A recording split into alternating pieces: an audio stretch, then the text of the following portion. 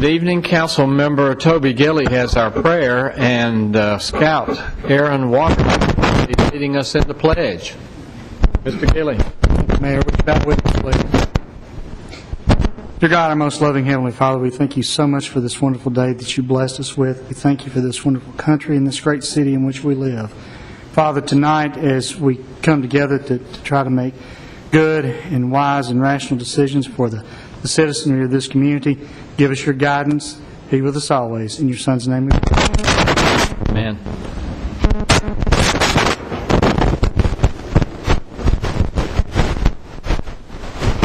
Allegiance to the flag of the United States of America and to the republic for which it stands, one nation under God, indivisible, with liberty and justice for all. Thank you, Aaron. Would you take a stand to recognize you? There's Aaron, and he's here with his dad, Alex, who is the Assistant Scoutmaster with Troop 127. Congratulations, and thank you for sacrificing all your spare personal time and recreational time to be a scout leader with Fellowship United Methodist Church. And I think Aaron is working on his Citizen in the Community badge. Is that correct? Congratulations. I hope we help you do that. And you're free to go or free to stay as far as we're concerned, but we're really happy to have you here tonight. Thank you. And we're always pleased to have those come to City Council meeting, and certainly it's open to the public. And we're very pleased and proud tonight to have an exceptional guest with us, and I'm going to ask council members and everyone here to stand as we welcome, during our bicentennial year in Murfreesboro, President James Madison, President of the United States. Welcome. Welcome, President Madison. I believe since as far as I remember being mayor, we haven't had a president come to the Murfreesboro City Council. Well, this is, as you know, it's an auspicious occasion. I understand this is your bicentennial of the founding of Murfreesboro, and I had the honor of being president during that time. I did look back through my papers today, and I couldn't find a specific acknowledgement of Murfreesboro, but I noticed there was a good deal of correspondence between citizens of Tennessee. Many of you know that one of the members of your congressional delegation, Mr. Felix Grundy, was, along with Henry Clay and some others, one of the individuals who pushed most assiduously for the beginning of the War of 1812. It's a pleasure, obviously, to be out and about. Don't get many opportunities like this, so I'll warn you it's going to be hard to restrict what I say, but I thought what I might try to do tonight is I want to tell you a little bit about my life and how it impacted Tennessee, but I thought I might be able to focus on four specific things. One is the importance of liberty. You gentlemen and ladies, this is a new development for sure. I hope I can convey to you the importance of liberty. And I want to talk to you a little bit about the importance of the Constitution. I want to talk a little bit about the value of education. I was pleased to be able to meet Mayor Bragg as I came in tonight and found out that there is, in fact, a university here in Murfreesboro. I hope you know what an asset that is for a town, for any state to have a public institution. And then finally, I want to talk just a little bit about the importance of being volunteers. As you know, you are called the volunteer state, and it's because mostly of the actions, the heroic actions that were taken while I was president during the War of 1812. As you know, I am James Madison. I was born in Virginia, Port Conway, Virginia, in 1751. My father is my namesake. He was James Madison Sr., so when you see my signature, you'll often see a junior behind it. I grew up there on a plantation. I understand that system has changed. That was one of the great dilemmas in our time. We were stuck with a system that we didn't quite know how to get rid of. I actually, at one time in my life, purchased some land in the Hudson Valley, hoping that I might be able to get to an area of the United States that did not have slavery, but I was never successful in getting out of that institution, and I understand that you are, and I'm very pleased with that development. I was largely the product of private education. actually studied under two clergymen before going to college. One of the choices that we could have made was the College of William and Mary, which was in Williamsburg. I understand you have a professor, I believe, at your university here, or maybe several, who went there. But we were pretty enamored with the news that John Witherspoon, and I understand there's a Witherspoon here in the audience, and I'm just anxious to talk to him about the possible connections there. But John Witherspoon, many of you know, had come over from Scotland. He was one of the leading lights in what was known as the Scottish Enlightenment. He was a pastor as well as a college president. Some of you may know he was the only preacher actually to sign the Declaration of Independence. When I went to what was then called the College of New Jersey, it was, I guess you would say, a hotbed for liberty. Now, Mr. Witherspoon was certainly deeply concerned about theology, and as you may or may not know, I was actually one of his first graduate students there. I actually studied some Greek and Hebrew in addition to other things. But he really inspired many of us with the notion that there was a strong connection between Christian liberty and liberty of conscience in general and religious liberty in particular. When I got back to Virginia, frankly, I was a fairly tired young man.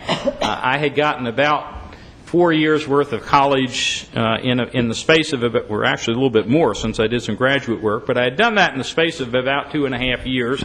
Wasn't quite certain what I wanted to do. It was typical at the time to go into the ministry. For some reason, I didn't feel that would work for me. The law seemed a little too pedantic. Just came home, tutored my brothers and sisters for a while. And then, it wasn't long before two things that I guess fundamentally shaped my view of the world.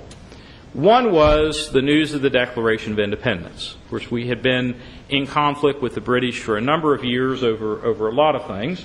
But primarily this fundamental principle, what I consider fundamental to Republican liberty, of no taxation without representation. And we were so proud when we got a document from, largely we found out later, written by the person who would be the closest friend in my life other than Dolly, namely Mr. Madison. But that the statement of American independence started with the assertion that all men are created equal, that they're endowed by their Creator with certain fundamental rights. And I decided then that if I were going to have a life mission, maybe it wouldn't be in law, maybe it wouldn't be in ministry, maybe it could be in public service. And I'm pleased to see that 200 years later, well, more than 250 years later, there are still individuals who are giving themselves to that. It is an honorable life if you do it right. We have great need for public service. And I hope that you think about that. You are shaping the future of the nation. So that's very important. Let me tell you about one of the the other sort of fundamental event in my early life that shaped my love for liberty. And it actually happened, and I grew up in Orange County, Virginia. We were on a plantation about 5 to 10 miles away from the town of Culpeper. And I went to Culpeper one day, and I heard this loud noise coming out. It sounded like somebody was preaching. Now, the Episcopalians, Church of England, didn't go much into street preaching, so that seemed sort of unusual. So I thought I sort of went around the corner, didn't see anybody, and then I realized that it was actually coming from a basement. And as I approached, I realized that there was somebody in there who had been jailed. Baptist, it turns out. I don't know if you have any of them running around here in Murfreesboro or not. But it was sort of exotic at the time. And here was somebody that I later found out he wasn't there because he had robbed a bank or stolen a horse or something like that. He was simply there because his views differed from the reigning majority. And I had been in the more liberal era of New Jersey and Pennsylvania. I had seen that religious toleration was perfectly acceptable, worked very well. And I decided at that moment that I would devote my life in large part to opposition to what I consider to be a hell-conceived principle that one person can impose their religious beliefs on another. And some of you know, I'm going to talk a little bit next about the Constitution, but after the Constitution, I ended up being the person who introduced what is today the First Amendment to the Constitution. that prohibits both an establishment of religion and guarantees the free exercise of religion. And I surely hope that that is a principle that has survived 200 years after my presidency. Let me talk, so liberty is very important. Let me talk a little bit about the Constitution. I had quite a bit of political experience actually prior to the Constitution. I was only 36, 37 years old when we assembled in Philadelphia in 1787 to write the Constitution. But prior to that, I had served in the Virginia Assembly. I had served at the Continental Congress. And quite frankly, there were some things about government that were broken. And I know you probably 200 years later, there are probably some things that are broken in government today. But I want to give you, some assurance that the people acting can in fact make vital changes. Under what was known as the Articles of Confederation, which were in existence from roughly 1781 to 1788-89 as we transitioned into the new government, we had a system basically of state sovereignty. Now, states' rights is something that was important to me later in life, and some of you know I helped author the Virginia and Kentucky resolutions, but it can be taken too far. And in fact, under the Articles, that's exactly what happened. We had no federal control over interstate commerce. We had no federal ability to tax individuals directly. States were enacting tariffs on goods coming in from one to another. And many of you, I hope, know the story of the Constitutional Convention. If you don't know it, I understand that Dr. Weil at MTSU has a book coming out on the subject before too long. Also has an encyclopedia on the subject, if you're interested. But in any event, I want to assure you that though we had a long and hard summer, we think that it was successful. We moved from a unicameral Congress to a bicameral Congress. We moved from a Congress where every state had a single representative to a Congress where states, at least in the lower house, were represented according to population. We essentially invented the modern executive. We invented judicial review. We essentially created a federal system, which I understand in large part you have today. I just hope you know the sacrifice that went into writing the Constitution.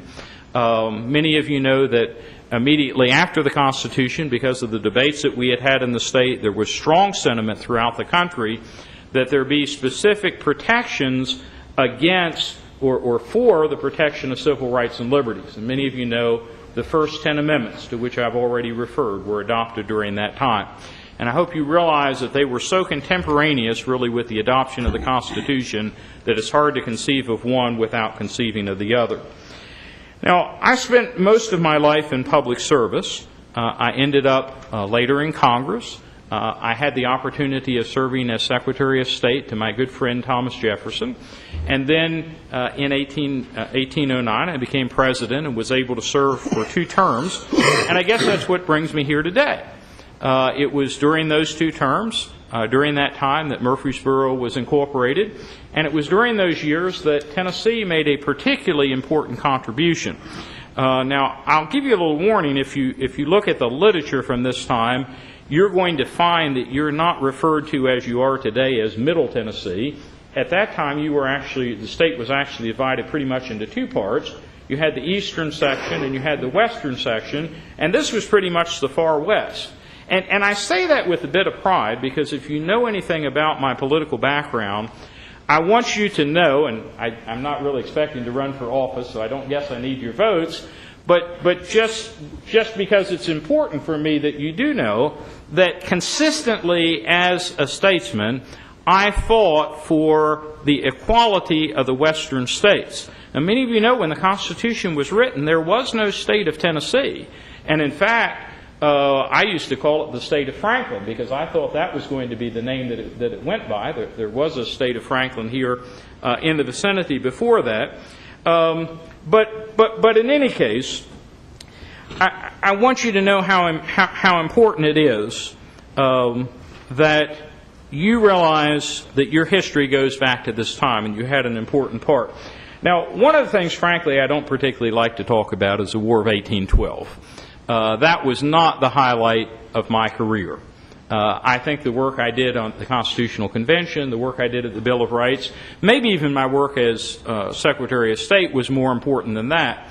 But I want you to know that even though we had a lot of problems with the war, and many of you know, I tried to warn my generals, and I kept as Secretary of State someone that I should not have kept. And Mr. Monroe, who eventually took his place, tried to give warning, and I tried to give warning. But frankly, we were caught flat-footed when Washington was invaded. Some of you know that the White House was burned. Had it not been for Dolly, the Gilbert Stuart painting of George Washington would have been gone. I was not a popular president at that time. My wife actually was refused refuge by at least one border when she tried to flee the city.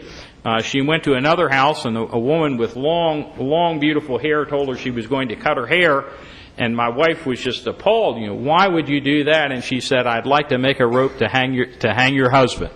Well, cooler heads prevailed. But largely, I hope all of you know the important role that Tennessee played. Now, actually, what you may not remember is there were actually two wars going on about the time that you entered the Union, shortly thereafter. Because there was a war here in what was then called Western Tennessee against the Creek Indians. And had it not been for Mr. Jackson, who knows what would have happened. But many of you know, prior to his appearing down in New Orleans, he had really made his reputation as a general. I hope you realize that he really made an important contribution to the founding of our country. And, you know, sometimes people make something of the fact that the Battle of New Orleans, which was so successful, actually occurred after the writing of the Treaty of Ghent. But the British could have backed out of that had that had a different result. And I'm pleased to say that at the end of the war, even though we had some setbacks, some of which I have to take responsibility for, but even though we had that, people were proud. And they were proud because we managed to get through that war without violating fundamental constitutional principles. We did not do, and I shouldn't speak ill of other party members, but we did not do what the Federalists did in 1798 and declare that everyone who opposed our policy was somehow a traitor. No, we simply judge people by their actions and not by their beliefs. And we successfully concluded that war. And then let me just end, because I don't think I've quite done justice to the topic, let me just say a little bit about education. Education was clearly important in my life. It got me out of the state under the tutelage of one of the greatest scholars of the day, one of the greatest patriots of the day. But much of my latter life was spent on founding a state institution of higher education. Mr. Jefferson, of course, took the lead there at the University of Virginia. But I was on the Board of Visitors.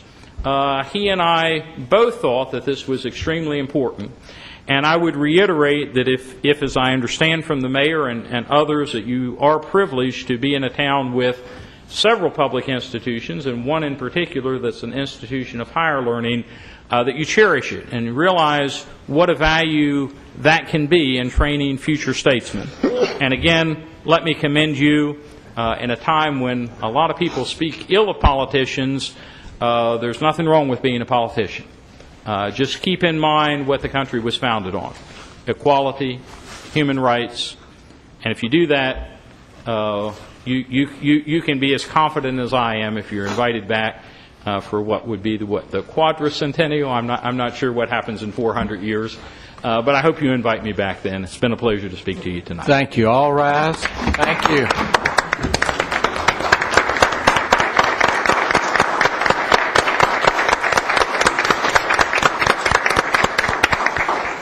Thank you, President Madison. We know that you have a busy schedule, and your limousine is probably, your chariot is probably your quarter horse. Right. That's right. And I want to thank Don Witherspoon for bringing him. Don's our chairman for our military month of the bicentennial. I certainly appreciate the efforts that he has made, and thank you, Don. And y'all commiserate over whether John Witherspoon is kin to anybody. And I'm really impressed. You have a younger wife, Dolly. Is that right? And she is certainly the... I'm sure she would have been... Had I realized this was a mixed assembly, I most certainly would have brought it. I understand. That's a new development. Thanks very much, President Madison. Well, thank you, and I hope everyone enjoyed the talk about our forefathers. We get a lot of people who make decisions and determinations based on our forefathers, and we've had an opportunity to hear from one tonight. So a wonderful expression, and certainly we're continuing to be proud of our bicentennial. Even though those Virginia cities have been around for 400 years, we're still proud of our 200 years. So that was very nicely done. I want to, I believe that's all I have. Y'all ready to close up tonight? No, okay. You have your consent agenda before you tonight. If you have had an opportunity to look at the consent agenda, are there any questions regarding the consent agenda? If not, is there a motion we accept it as it is presented?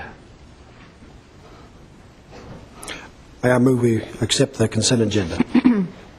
Second. All right, a motion and second. Please call the roll, Ms. Wright. Vice Mayor Bratcher. Aye. Mr. Gilly. Aye. Ms. Gels Harris. Aye. Mr. McFarland. Aye. Mayor Bragg. Aye. Also, you have before you the minutes of the February 9th meeting of our City Council. If you've had an opportunity to review those minutes, are there any additions, deletions that need to be made to those minutes as they are presented? If not, is there a motion to accept those minutes of the February 9th regular meeting? So moved. Second. Thank you. Motion and second. Please call the roll. Vice Mayor Bratcher. Aye. Mr. Gilly. Aye. Ms. Gels Harris. Aye. Mr. McFarland. Aye. Mayor Bragg. Aye. At this time, we'll consider for passage on second reading an ordinance to rezone an area along Alexandria Drive and Florence Road to Highway Commercial CH District. Move for approval. Second. All right. Motion and second. Please call the roll on second reading. Vice Mayor Bratcher. Aye. Mr. Gilly. Aye. Ms. Gels Harris. Aye. Mr. McFarland. Aye. Mayor Bragg. Aye. At this time, we'll consider for passage also on second reading an ordinance to amend the planned signage overlay PSO district located west of Medical Center Parkway. So moved. Second. Thank you. Motion and second. Please call the roll. Vice Mayor Bratcher. Aye. Mr. Gilly. Aye. Ms. Gels Harris. Aye. Mr. McFarland. Aye. Mayor Bragg. Aye. This time, we will consider approving an application to renew a certificate of compliance for Gautam P. Patel and Prajesh N. Patel at CNG Wine and Spirits, 2750 South Rutherford Boulevard. Ms. Mayor- Wright? Mayor, this is a biannual requirement from the state, and their application met our requirements. All right, it meets the requirements. Is there a motion that we approve? So moved. Second. Thank you. Motion and second to approve the renewal. Please call the roll. Vice Mayor Bratcher. Aye. Mr. Gilly. Aye. Ms. Gels Harris. Aye. Mr. McFarland. Aye. Mayor Bragg. Aye. This time, we'll consider approving an application to renew a certificate of compliance for Matthew Edward McAfee and Cindy A. Church at Northside Liquors, 220 West Northfield Boulevard. Ms. Wright? Mayor, just like the one before, this is done every 2 years, and their application also meets our requirements. All right. Move for approval. Second. Thank you. A motion and a second. Please call the roll, Ms. Wright. Vice Mayor Bratcher. Aye. Mr. Gilly. Ms. Gels Harris. Aye. Mr. McFarland. Aye. Mayor Bragg. Aye. This time pursuant to a resolution adopted by City Council on January the 26th, 2012, we'll conduct a public hearing to consider rezoning property along Memorial Boulevard consisting of approximately 1.3 acres zoned planned commercial development PCD district and 0.62 acres zoned local commercial CL district to be rezoned to highway commercial district. Homayoun Ahmedmadani. I am sorry to mispronounce that so badly. Applicant. Notice of the said public hearing was published in the February 12, 2012 issue of the local newspaper. Ms. Ely, welcome. Thank you, Mayor Bragg and council members. Our First and only public hearing this evening is to consider zoning property that's located along the eastern side of Memorial Boulevard, Highway 231, south of Compton Road. And the maps that were included in your packages, you can see that the areas are shaded 3 different colors, and that's to distinguish the way they came before you. The area that's shaded orange indicates the area which was requested for rezoning. So a person who has a contract on that property came to staff with a desire to redevelop it actually, with a fast food restaurant with a drive-through. The property is currently zoned PCD, that's Planned Commercial District. And with that PCD package, a car wash is what's permitted and a restaurant is not. So for this property to be redeveloped with a restaurant, the applicant would need to change the zoning either by changing it to a base zone that would allow this restaurant, or to amend the plan development. And the applicant made the decision to request rezoning it from PCD to CH, Highway Commercial District. The area that's shaded purple and the area that's shaded blue were both added to the study by the Planning Commission. The area in purple is also zoned PCD, Planned Commercial District, and it's the location of a drive-through barbecue restaurant. And Planning Commission added it to study and then did make the decision to also change the zoning from PCD to CH, which would continue to allow the existing use to operate, and if there were any plans in the future to redevelop, then of course they would have the same rights that the other CH properties have. Property that's zoned CL, located on the corner of Compton Road and Memorial Boulevard, was also included as additional study area. It's zoned CL, which is local commercial district, and it was zoned CL simultaneous with its annexation. When property in the county has a commercial zoning and there's no request to change that zoning, when it's annexed, it comes into the city with a CH zone. So that's why you have these 3 different shaded areas, but the request is to rezone all 3 to CH, Highway Commercial District. I mentioned that this is located on the southeastern corner of Compton Road and Memorial Boulevard. Across Memorial Boulevard on the opposite corner is a pharmacy, Walgreens. Just south of that is McDonald's. And north of West Thompson Lane is the new Publix, and then there's also a convenience market there. Of course, our VA is located along the north side of Compton Road. All the properties that are located on the western side of Memorial Boulevard are zoned CH, Highway Commercial District, so this CH zoning would be consistent with the opposite side. The properties to the south are zoned CL. Those were also zoned CL simultaneous with their annexation. They're currently developed with a mental health facility. That use is permitted in the CL district, and the property, we are not under the impression that there's any desire to redevelop it, and so it was not included in this request. The night of the public hearing, which was January 4th, 7 members of the Planning Commission were present. All 7 members voted to defer action on making a decision whether to change the zoning on this property. They deferred action wanting some additional information about the traffic counts, and there is also a memo from Ron Balachandra, our traffic engineer, in your packets with his research. And then on January 18th, 5 members of the Planning Commission were present, and all 5 members did recommend that the property be rezoned from PCD and CL to CH. I did want to apologize if you were confused with the first page of your staff comments. The first 3 sentences have a typological error, just a cut and paste error, so the first 32 words are from something that don't apply, but if you started reading from the word during on the 3rd line, then I think that it would be clear. I just wanted to apologize for any confusion it may have provided you, but if you do have any questions, I'd be glad to answer them either before or after the public hearing. You should conduct a public hearing before making your decision on whether these properties should be rezoned. Do you have any questions for me at this time? Any questions for Ms. Ely before I open the public hearing? If not, I'll open the public hearing at this time. Anyone wishing to speak for or against this rezoning, please step to the microphone. Give us your name and address, please. Is anyone here wishing to speak?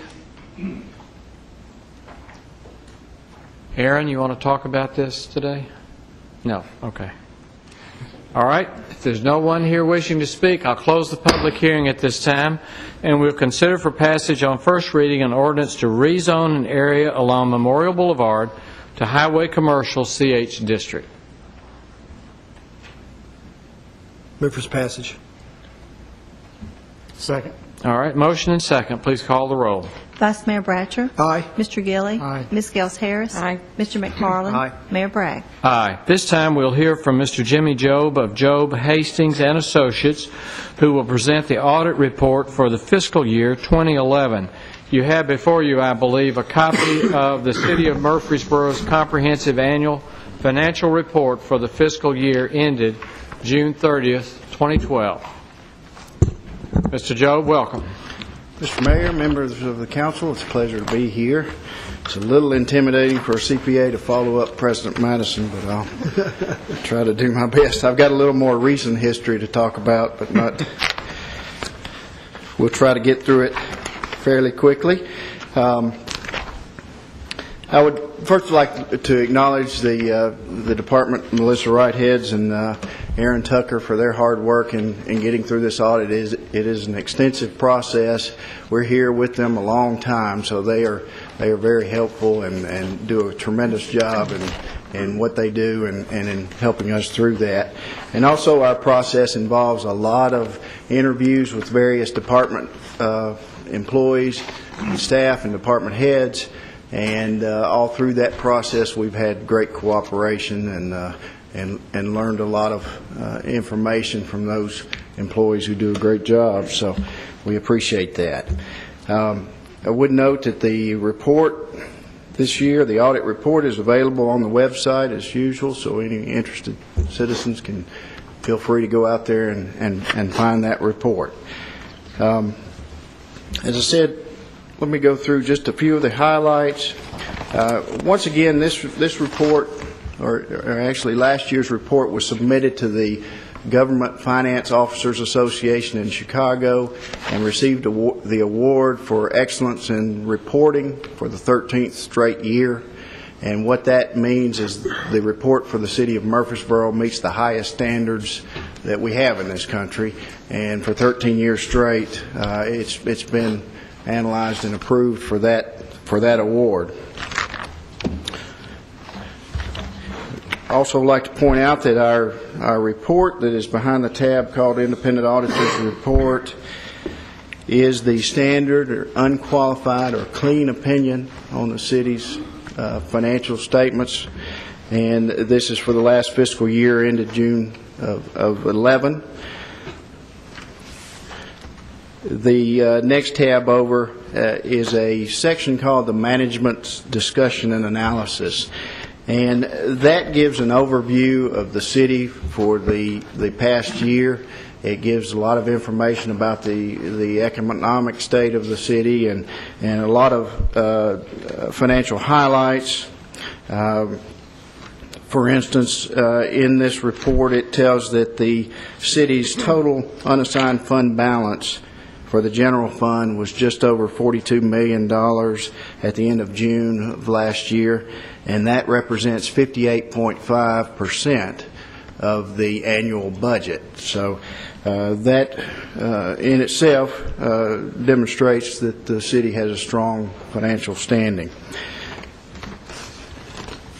Let me move to the tab called Government-Wide Financial Statements, which starts on page 23. This representation shows all the assets of the city, including infrastructure assets, long-term assets. It also presents long-term liabilities such as bonds and notes. And this presentation is meant to display how well the city is prepared for the long term. And if you'll notice on page 23, the total assets of the city, as I said, including infrastructure and all kinds of the fixed assets, is $1.4 billion at the end of June 30th. Net assets, which is net of the liabilities at that time, was just over $900 million. And just on the second page past there, page 24, this is a presentation of the revenues and expenses for the year ended June 30th of 11, and it's divided into the various functions of the city. For instance, there's a police category, fire protection, the streets department is represented there. And from this report, you can see the total expenditures of each of those functions of the city. And out beside those, you would see any revenues that were generated in that function, such as grants or charges for services. And then the last column represents the total cost of that function of government that is to be paid through taxes. For instance, the Police Protection Department had a total expenditures for the year of $22.2 million. And there were some grants and charges that offset some of that, but the taxes were used to provide for just over $21 million in expenditures for that public safety. And the school's budget, is that education? Is that the 58.8? Yes, sir. $58.8 million in total expenditures. There were quite a few grants, which represents federal and state grants that came through, of some $52 million. And then $6 million, just over $6 million is the cost to the city that comes through taxes and other public support. Now, if you'll turn on just past the next tab, the other representation we have is more of a short-term, more of a budget view. And the balance sheet on page 25 just represents the short-term assets of the city. What is available to provide for the budget that's coming up? And you'll see that just includes cash and more liquid assets and then short-term liabilities. So at that point, you will see under the total governmental funds column, down in fund balances, there was $91.4 million in fund balance at that point. And on page 27, 2 pages over, this shows the revenues and expenditures on a budget basis. And you'll see the general fund for the year ended June 30th had $98.4 million in revenues.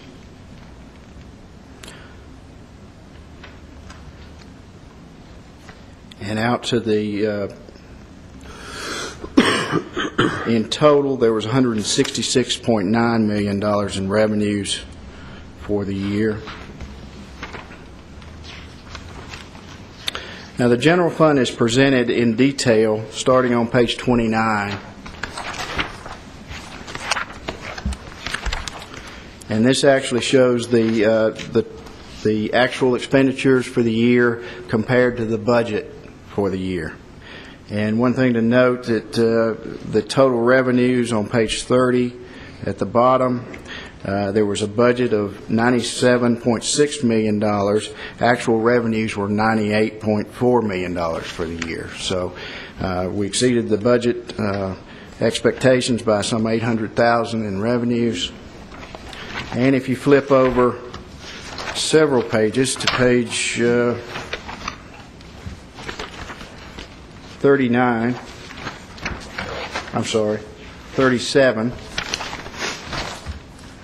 total expenditures for the year, actual expenditures were $72.1 million.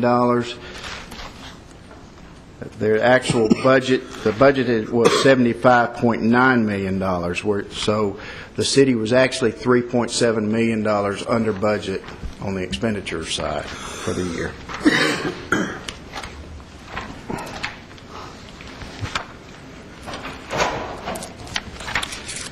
Behind the note, the tab Notes to Financial Statements, there's about some 40 pages of very detailed descriptions on the debt of the city, the various assets, accounting policies. It describes the retirement plan available to the employees. There's a very detailed description of all the fund balances on page 52.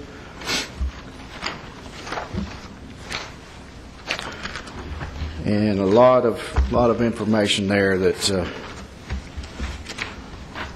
for anyone interested. If we go back to behind the statistical section,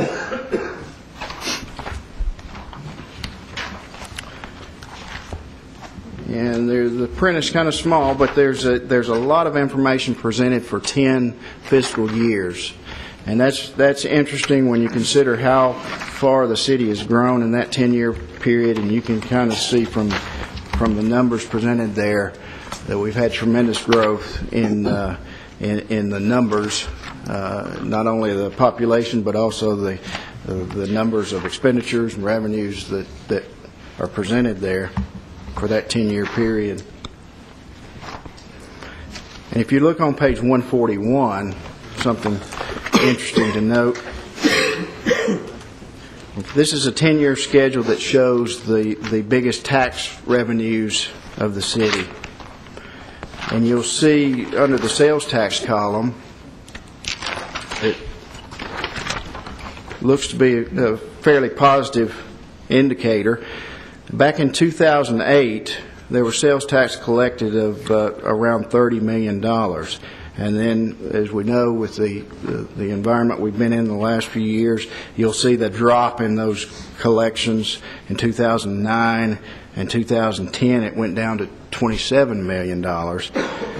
But you'll notice in 2011, it's back up to $29.7 million in sales tax collection. So that seems to be a very positive indicator of the year we've just been through.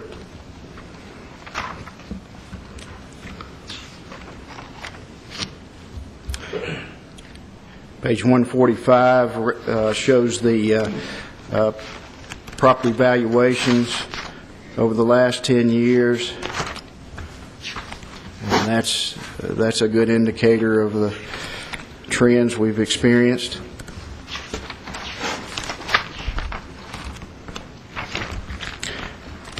On page 154, there's demographic information that's presented there. And you can see in the last 10 years we've grown in population from around 76,000 to 110,000 in the city. So that's indicated there.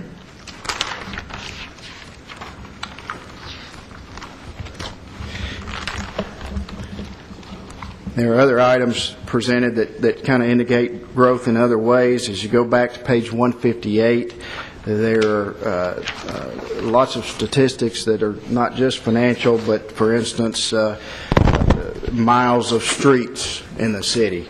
There was 417 miles of city streets in 2002, and in 2011 we're up to 531 miles.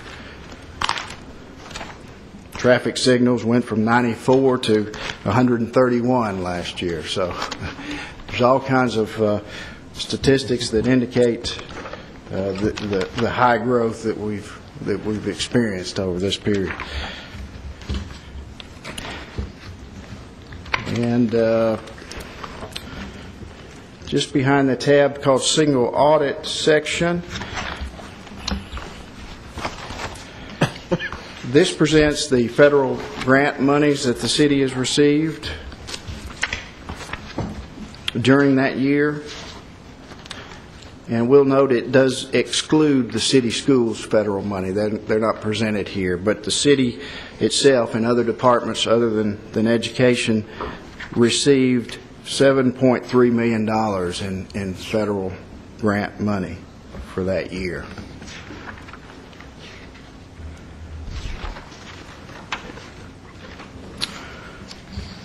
And that's on page 171 at the very back. There's just a summary of the audit results to kind of sum up this 175 pages in a couple of pages. So, Mr. Mayor, I believe that's a quick summary. If anyone has any questions, we'll be glad to try and answer those. Well, certainly, thank you, Mr. Job. I'm not sure how many other municipal governments you audit, but we're certainly proud of your efforts in auditing ours and what you have done for us in the past. And certainly there's a variety of information available here if you take the time and effort to go through it. You did point out that it is on the city's website, murfreesborotn.gov, and we're pleased to have that. And I believe we have several earlier years on the website also. So for whatever comparative reasons you might like to look back through the years, certainly there's some comparative statistics here by year, but also those are on the website also. So I open it up for any questions from the council to you regarding this comprehensive annual financial report. Any questions from the council? Mayor, I just have a couple of comments. Mr. McFarland? I just, when I was studying the audit, and there were 4 things that popped out to me. One, that we exceeded our revenue budget by $800,000. So, our sales tax primarily increased by a significant amount on what we budgeted.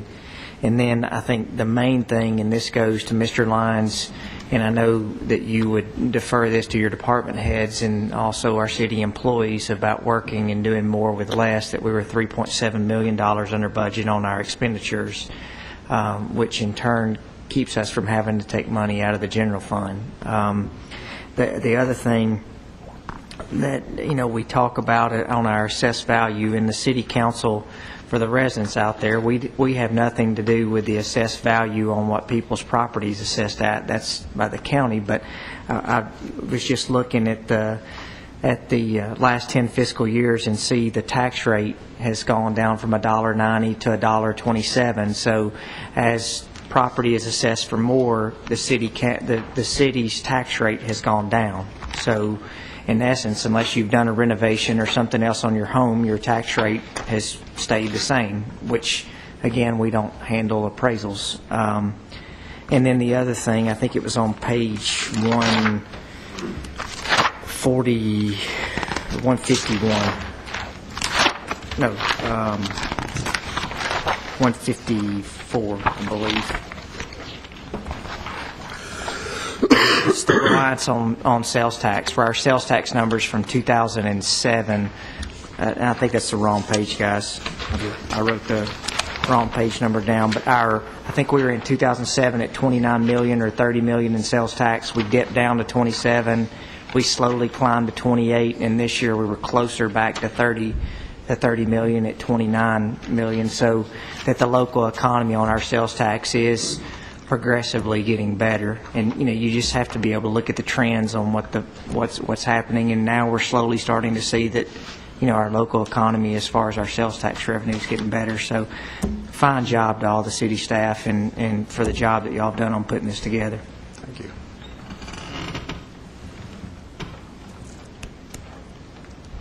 Other questions or comments?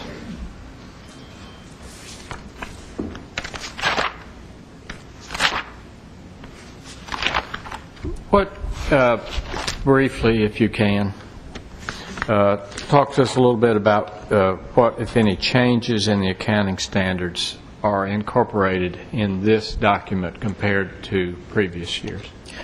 The most significant change, Mayor, is a way in which fund balance is presented. And the basic concept is that it's divided into how restricted those different components of fund balance are. And if you go to, let me find that, there's 5 categories of restrictions.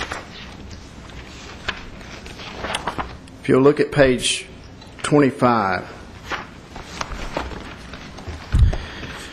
it goes from a category called non-spendable, which is permanently restricted, to unassigned, which is available at the discretion of this board. Restricted would be an outside party had restricted those funds for some particular purpose.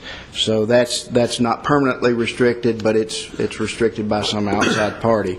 Committed would be an ordinance or a law of this body had restricted or committed those funds for a particular purpose, and then assigned is a more informal designation of those funds.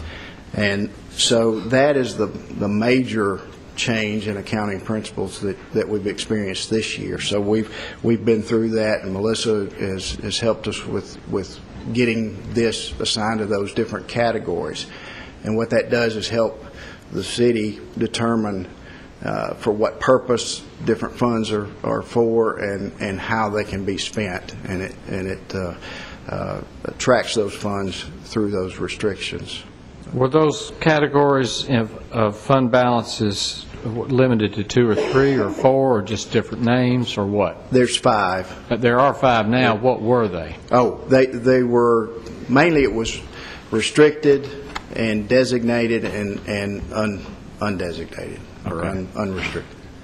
Mayor, when we adopted the financial policies for the city, we anticipate this change coming, and your financial policies speak to these different categories. And Ms. Wright, how many accounts does the city have? About? Lot. I would say thousands. I couldn't even guess. A lot. Okay. Well, my congratulations for keeping up with whatever it is. A lot. Whatever, a lot. And I couldn't even guess. All right, other questions for Mr. Joe? Mayor, I'd like to say I also ditto the rest of the council on the job that everyone did in preparing this, and you didn't get any more gray hairs. I can't get any more. And thank you so much for your firm. You all did a fantastic job. Thank you very much. Absolutely. All right, anything else? All right, do we need to have a motion to accept this audit? So moved. All right, Mr. McFarland. Second. Mr. Gilly.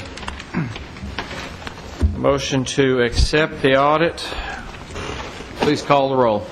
Vice Mayor Bratcher. Aye. Mr. Gilly. Aye. Ms. Gels Harris. Aye. Mr. McFarland. Aye. Mayor Bragg. Aye. The Joe firm is free to go or free to stay. Regardless, we're pleased that you may have other things you wish to do tonight. All right, this time we'll consider recommendations of the Parks and Recreation Director to approve a contract for the Center for Physical Activity and Health in Youth, CPAHY, grant with MTSU from the Center for Disease Control for Phase 2 of the Families Understanding Nature and Nutrition FUNN, FUNN, project. Welcome. Nice to see you, Mr. Williams. And I believe you have Ms. Pascal with you tonight also. That's correct. Great. Thank you. Mayor, council members, it's a pleasure to be up here tonight requesting approval for accepting the funds from MTSU Center for Physical Activity and Health in Youth. This grant is a $47,787 grant. It's completely funded. And again, like you said, it goes towards the Fund Project Phase 2. We just completed our Fund Project Phase 1.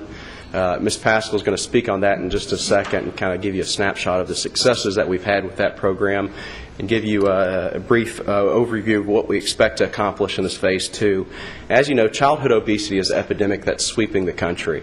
40% of our local children are considered obese or overweight. From 2005 to 2010, there was a 35% increase in juvenile diabetes. In fact, research shows that this generation of children might be the first generation ever expected not to outlive their parents. So it's just an amazing facts that we're being affected with locally at our local schools and kids across our community. Research has been done because of these alarming statistics to show exactly what's causing it, what we can do to, take that back and see if we can capture that and get kids more active and engaged at a younger age. And alarming amount of the statistics and the research show that inactivity and obesity has a direct correlation with kids that aren't outside. They have nature deficit disorder is what they call it. So our goal through this whole project is to re-engage children and their families with lifelong habits that really encourage them to get outside, enjoy nature, and the result hopefully lower all of these statistics and create lifelong habits. In line with national trends, which Mr. Goodwin tracks very well, and we are very well what's going on, and on top of other guides such as Tennessee State Parks' 10-year plan, they dedicated a whole chapter to the benefits of kids understanding nature and getting out and being engaged with nature. So that ended up in trying to figure out something that could resolve this situation.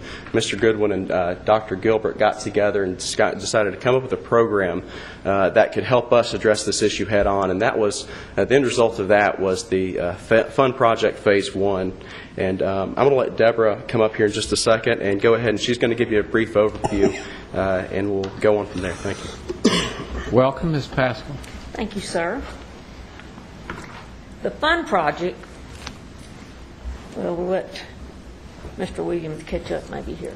The Fun Project, again, meaning Families Understanding Nature and Nutrition, is a multifaceted program that integrates physical activity, nature awareness, gardening basics, nutrition, healthy food selection, and basic human ecology, meaning that we're all related. We're related in the aspect that nature and all of nature around us is we're dependent on each other. We're dependent on things in nature and vice versa. Okay, some of the successes that we've had and accomplishments that we've had during the first phase of the project include the following. We have increased student-teacher outdoor physical activity during science class time. We have created outdoor classrooms, enhanced schoolyard wildlife habitats, and built school vegetable or pollination gardens. We have compiled a supplemental science curriculum, which is a teacher's activity manual to use outdoors during science class. We have created a student journal for documenting outdoor nature discoveries and science class results. We've provided classrooms with approximately $375 of equipment to be used outdoors, including microscopes, binoculars, magnifying glasses, identification books, and more. We have provided volunteer opportunities for individuals and groups who wanted to participate in a community, school, or an environmental enhancement project.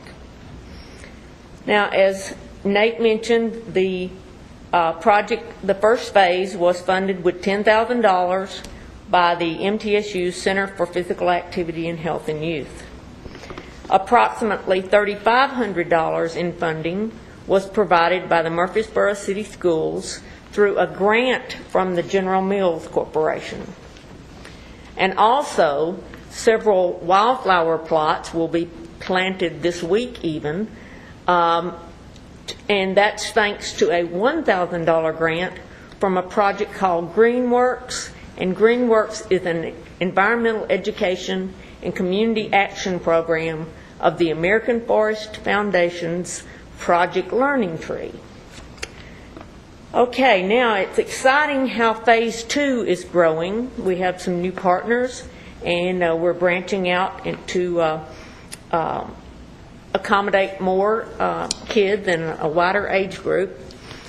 In Phase 2, the coordinated school health staff will be preparing a curriculum guide on basic nutrition. They'll include healthy cooking and snacks, basic gardening, and they'll be using the ground-to-table teaching concept.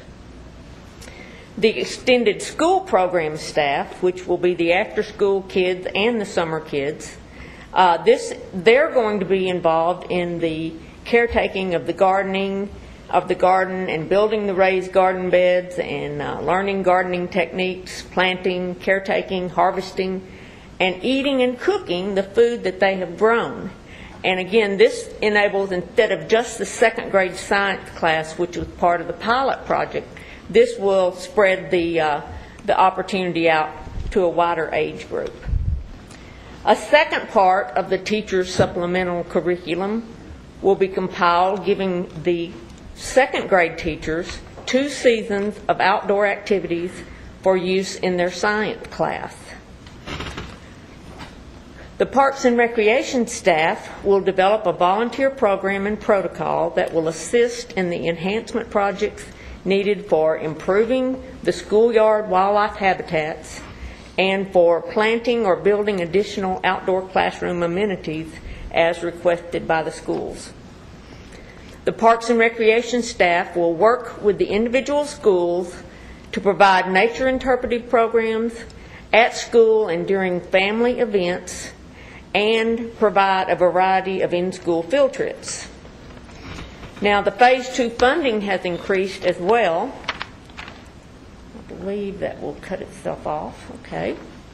Phase 2 funding has increased as well, and some new partnerships have formed. $4,000 has been granted once again by the General Mills Pillsbury Corporation. And the Extended School Program is teaming with the NRCS, the Natural Resource Conservation Service, and their crop program. And the Extended School Program is receiving $1,000 for gardens at both Mitchell Nelson and Bradley Academy. So the program is growing, and it is being established to expand into all city schools during the next few years. Now, some folks may be asking why Parks and Recreation are the ones implementing this project. We're working to provide opportunities for residents to improve their health. We're building environmental stewards by introducing youth to the many joys of being active outdoors. And, you know, when Mr. Goodwin and I were growing up back in the day, we would stay outside all day. I mean, if we came in before dark, the parents would say, go back out and play. What are you doing inside?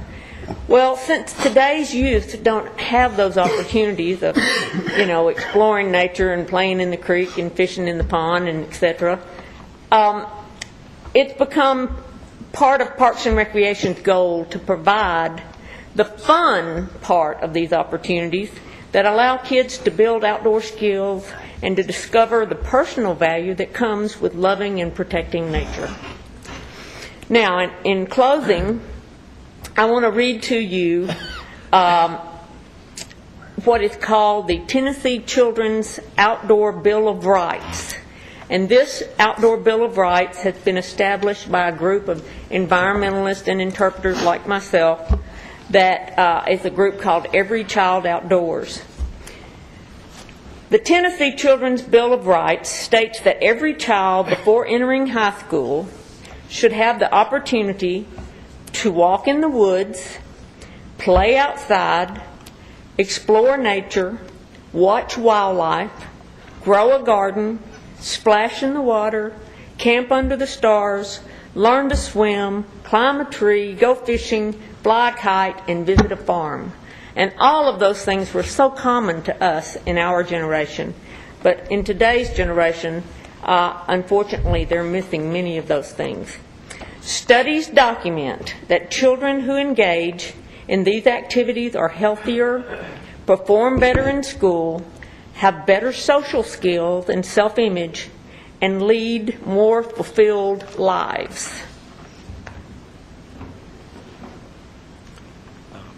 One last thing, we're excited about this, obviously the second phase of this, and I do have to say, to accomplish our goal, it takes teamwork. It's a community approach, and without MTSU, without city schools, this wouldn't, our goal I don't think would be reached. Our ultimate goal really is, enhance the quality of life for generations to come. So with that, we're requesting approval to accept these fronts.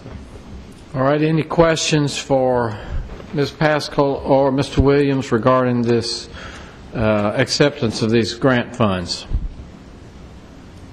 If not, is there a motion to approve? So moved. Second. Thank you. Motion to approve and a second. Please call the roll. Vice Mayor Bratcher. Aye. Mr. Gilly. Aye. Ms. Gels Harris. Aye. Mr. McFarland. Aye. Mayor Bragg. Aye. And thank you both for your efforts, and Mr. Goodwin, obviously, for allowing these grants to come forth and to take this opportunity. You're exactly right. Many of us remember not spending very much time inside. Number one, wasn't a whole lot of air conditioning in the day.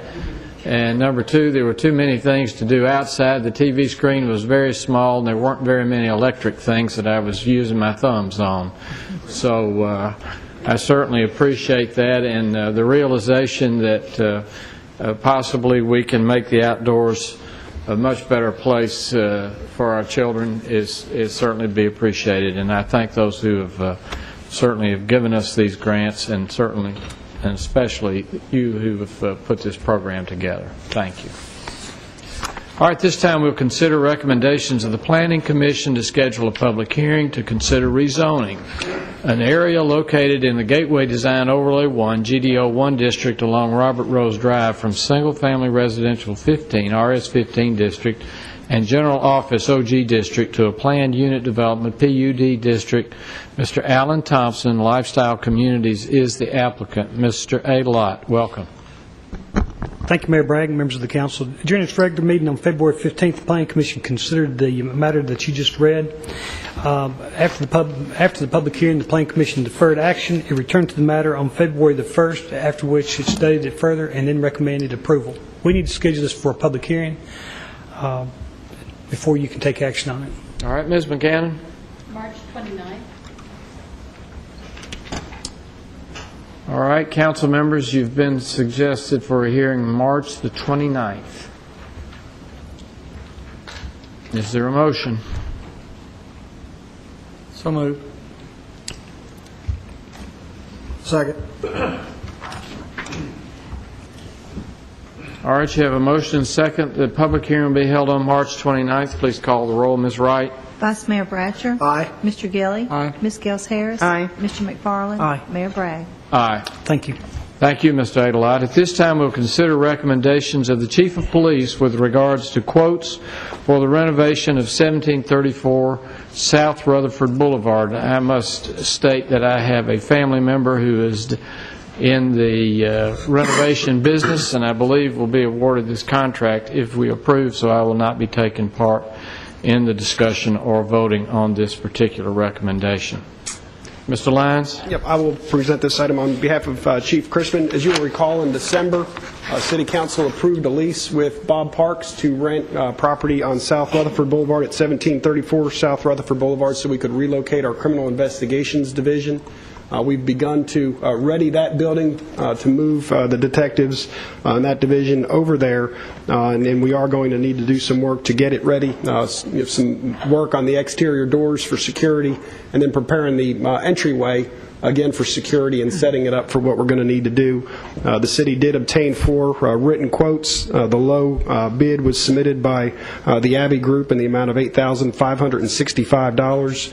At the time we asked for your approval of the lease, we had called to your attention that we were going to need some renovation work and some equipment, and we wanted to bring this back to you so you could take a look at the number and seek your approval. So it is our recommendation to award the contract to the low bidder, the Abbey Group, in the amount of $8,565. All right, council members, any questions for Mr. Lyons?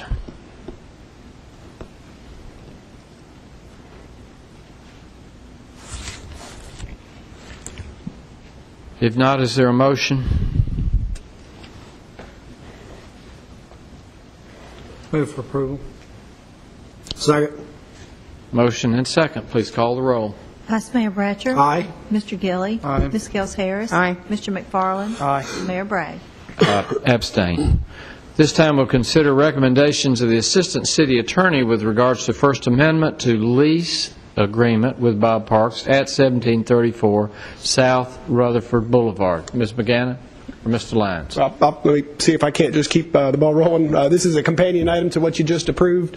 What this says is we are going to put that building back like we found it. So the contractor is going to store the doors that will be replaced, and at the end of the lease, we'll be required to put it back like it was, and that's what this lease amendment would say. All right. Is there any questions regarding this amendment? So we're going to store the equipment or the... Store the doors, yes, sir. We're storing the materials, but not the contractor. We are. Yeah, we'll have them stored, but the columns and the doors that will be taken down, we'll secure, and then at the end of the lease, we would be required to put them back. Any other questions regarding this First Amendment? Then is there a motion? Move for approval. Second. Motion and second. Please call the roll. Vice Mayor Bratcher. Aye. Mr. Gilly. Aye. Ms. Gels Harris. Aye. Mr. McFarland. Aye. Mayor Bragg. Aye. This time we'll consider recommendations of the Murfreesboro City School Board with regards to approval of the low bids for energy renovations at Discovery School, Reeves Rogers. Welcome, Director Gilbert. Thank you so much. I'm going to turn this over to Mr. Anderson. That is a smart thing to do, Dr. Gilbert. Thank Mr. you so Anderson, much, welcome. Mayor. Yes. Thank you. I'm glad both of you are here. We're honored. Well, thank you. Glad to be here. Appreciate the opportunity. We have wonderful news. As you know, we had secured a $1 million interest-free loan from the state of Tennessee to do some renovations for energy efficiency at some of our schools. And the project was slated for Discovery School to put new HVAC systems in. Well, we had projected that $1 million, and our bids came in at $742,000. So obviously this is wonderful news. It gives us the opportunity in the future to expand on the scope to include other parts of the building, because we had focused on the classroom additions, to give us a chance to look at that later. But what we're asking for is your approval, since this is a city project under the state terms of the loan, for your approval of the $742,000 to accept the low bid on the HVAC system. All right. Any questions regarding these bids? It's coming in 25%, actually 28% under budget, basically. It looks like there's a lot of people out there wanting to work right now, and obviously this was a good-sized contract. Yeah, move for approval. Thank you, Mr. Kelly. Is there a second? Second. Motion. Thank you, Ms. Harris. Please call the roll. Vice Mayor Bratcher. Aye. Mr. Gilly. Aye. Ms. Gels Harris. Aye. Mr. McFarland. Aye. Mayor Bragg. Aye. Thank you all for being here. Thank you very much. Congratulations. And Thank you. we look forward to the completion of that and some lower energy bills, perhaps.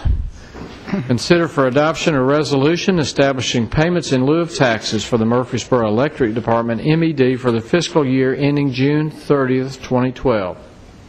Ms. McGannon. Members of Council, as you know, the Murfreesboro Electric Department, pursuant to state statutes and agreements, has payments it makes in lieu of taxes both to the city and Rutherford County.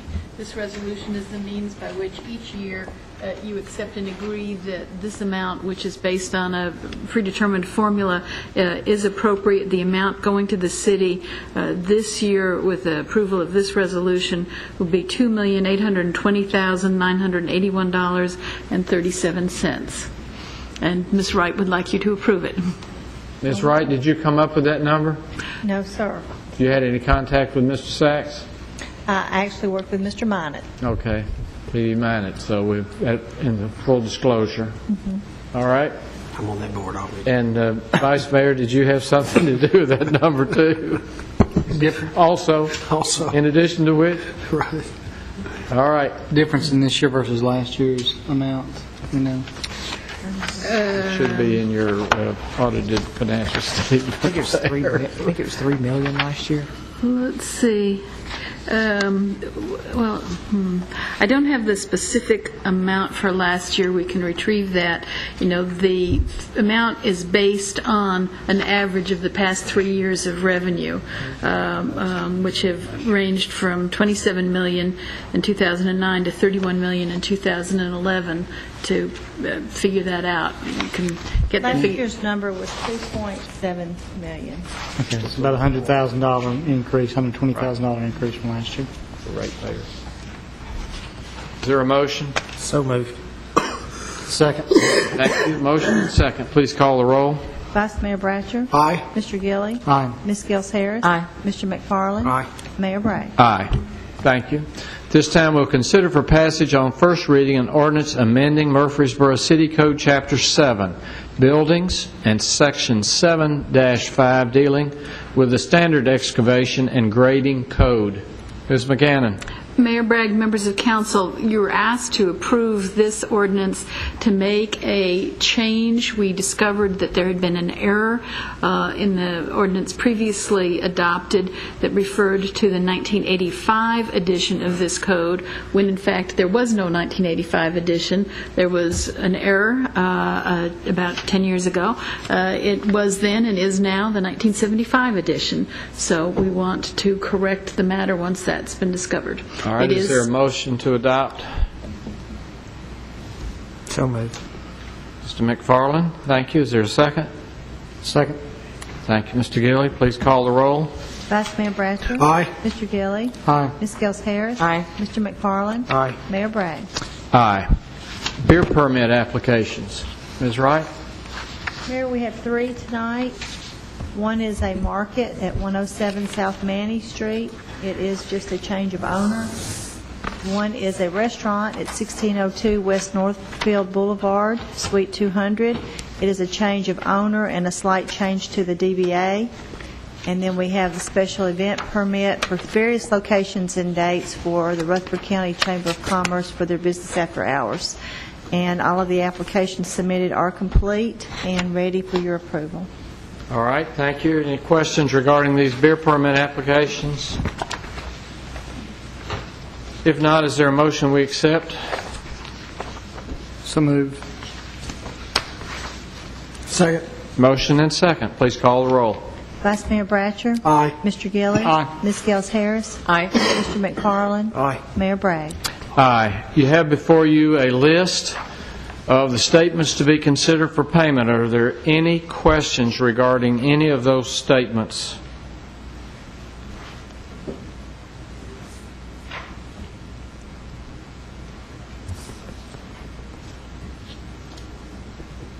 If not, is there a motion that we pay the bills? So moved. Second. Thank you. A motion and second. Please call the roll. Vice Mayor Bratcher. Aye. Mr. Gilly. Aye. Ms. Gels Harris. Aye. Mr. McFarland. Aye. Mayor Bragg. Aye. Regarding board and commission appointments, the city has an appointment to the Rutherford County Board of Equalization. That is the board that reviews property tax assessments and conflicts between what the assessor may say and what a property owner may say their property is worth. It's called the Board of Equalization. Myers Parsons has served on that board as the city appointee, and at this he has retired, and Mr. Former Mayor Richard Reeves has asked to be placed on that Board of Equalization, and I make that recommendation to you as the city's appointment to the Rutherford County Board of Equalization. Richard Reeves. And he's passed all of his criminal background checks. And He has, and actually I asked him to place his left hand on the Bible and raise his right hand and tell me being of sound mind before I made this, and he... This board sounds like a lot of fun. Yes. I move we approve the mayor's recommendation. Second. Thank you. Motion and second. Please call the roll. Vice Mayor Bratcher. Aye. Mr. Gilly. Aye. Ms. Gels Harris. Aye. Mr. McFarland. Aye. Mayor Bragg. Aye. All right, at this time, is there any other business from staff or city council to come before the council at this time? Anything else?